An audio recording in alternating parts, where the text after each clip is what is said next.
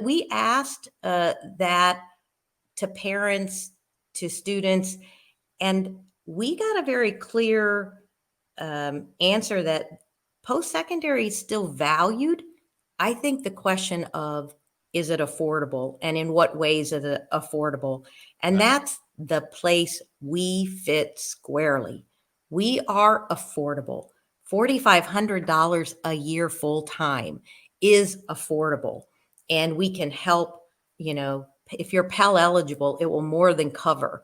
I think what is where the value proposition looks different is when you're talking full freight at a residential, public, private, then that's a big investment. It's right? a huge investment. It's a huge I'm not investment. disagreeing. But there you are trying to sell Ivy Tech against Purdue and IU and Ball State, and they're talking about football games, and they're talking about basketball games, and they're talking about campus life. You don't get to sell any of that. We don't. Mean, you really and truly, unless there's a campus life thing I don't know about, nope. You don't get to sell that. Is the sell solely an economic one? I'd say economic and quality, because I will tell you, Purdue studied our transfer students several years ago and how they did at Purdue. And our students did just as well as the native students did at Purdue. They graduated on time. They had the same outcomes as those other students. So we know that what we do is high quality, it's affordable, and it gives the student, gives the graduate the career path and the pathway to the future, to a bachelor's, to a master's, to whatever their goals are, that a 4-year institution residential does. I can't compete with athletics or residential life, but that is not what every student is looking for. Did you know that a pretty significant number of traditional 18-year-olds, having experienced remote learning for 2 years, went straight to online education? They didn't go through a 4-year. They're making different choices.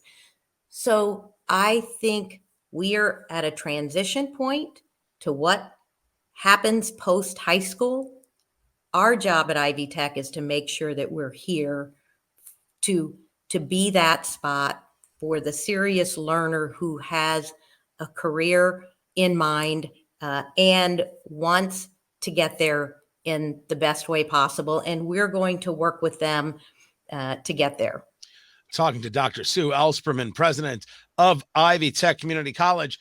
I agree on the inflection point conversation. I think that's exactly where we're at. And that's why I start with that conversation about St. Francis College in Brooklyn ending its athletics, because I would argue that while some might say, well, this is actually a Title IX conversation, this is actually a conversation about dollars and cents, the amount of students out there who are finding another way to engage in education. I absolutely believe that that's happening. I actually believe that's a benefit to Ivy Tech and what Ivy Tech has to offer. We have a clear disagreement on the marketing conversation regarding, for example, DEI. But if you take a look, I have a child who's looking at schools now.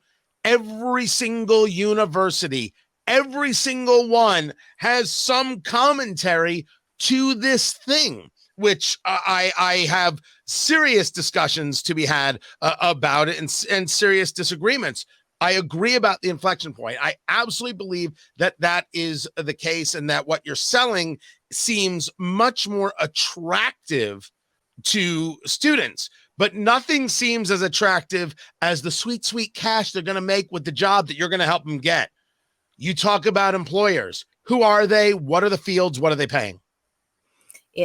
So hundreds of employers across Indiana, right? So that could be anywhere from Cook Group in Bloomington to Old National Bank out of Evansville and across the state of Indiana, to Cummins, to Eli Lilly, to, you name an employer, and they are taking Ivy Tech graduates. And in many cases, we're helping them skill up their workforce for the next jobs that are coming. Oftentimes, Those are in areas where automation or IT or other advanced industries where there's new credentials that are needed. But we work with virtually every employer in the state of Indiana. And so, yes, we're the place where you can launch and move in to work at that company. We're also the place where that company comes alongside us and asks us to help skill up their workforce. What are the top three? What are the top three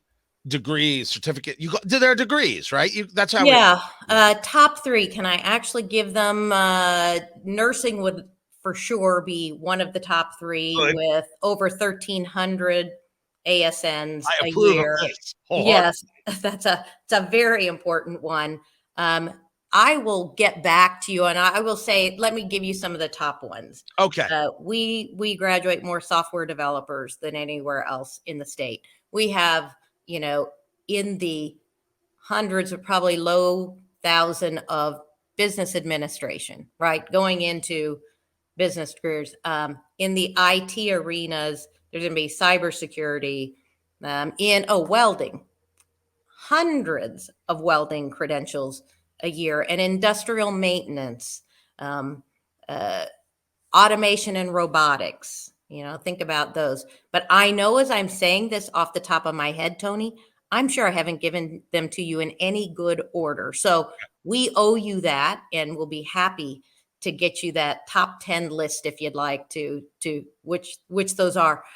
But they look different on every campus because, right, what Northwest Indiana and Lake County might need for their employers is going to look different than Indianapolis or Evansville or Sellersburg.